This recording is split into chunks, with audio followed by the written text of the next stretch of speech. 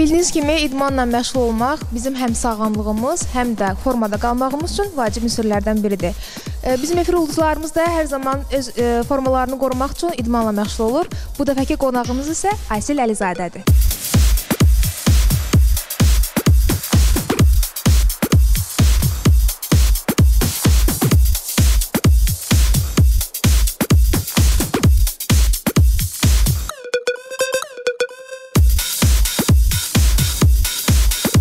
Aysel, necəsən? Yaxşı, siz necəsiniz? Sağ ol, biz də yaxşı. Deyəsən, hər zaman idmanla məşğul olursan. Əslində, idmanı sevirəm, bəli. Ümumiyyətcə, bütün xanımlarımıza da məsləhət görürəm ki, mütləq şəkildə heç bir zaman idmanlarını əksik etməsinlər. Çünki idman həqiqətən də vacibdir. Məsələn, bəzən bizdə xanımlar olur ki, ailə həyatı qurduqdan sonra, övladı olduqdan sonra çox vaxt deyirlər ki, ay mən belə kökəlmə getdi, dərimdə boşalma falan. Bunlar yəni hamısı təbii ki, idman etməməyin səbəblərindən irəli gəlir. Dünya çempionu Ana Süleymanov Ayselə bir balaca tövsiyələr verəcək. Ayselin görünüşü necədir forması? Yəni ona ehtiyac var?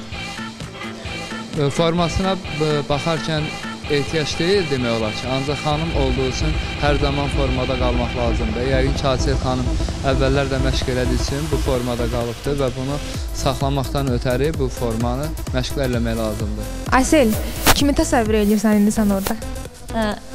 Burada hər kimi təsəvvür edirəmsə heç də ağır yumruqlar deyil. Yəni dözüləsi yumruqlardır, çünki gücüm çox azdır, hədsiz azdır. Amma var da, indi təsəvvür elədim təbii ki, adamlar var. Sonuncu dəfə şou biznesini səni kimə əsəbləşdirdi? Sonuncu dəfə var, olubdu, yəni əsəbləşdiyim olubdu, amma o da tamamilə başqa bir proyektlə bağlı olub. Kim səni əsəbləşdirdirsə, onun heyfini çıx burada. Heç nə heyfdir ki, bu heç nə, bu nədir ki, heç nə.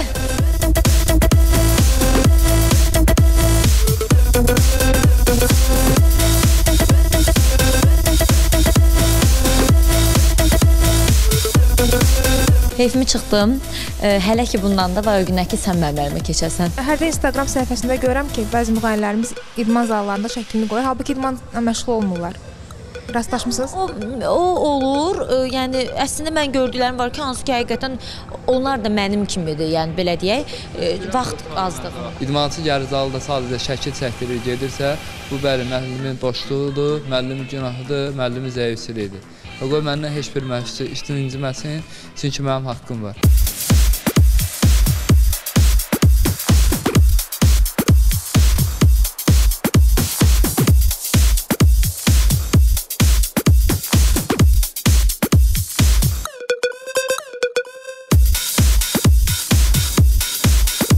Anar, Ayselin məşqindən razı qaldın?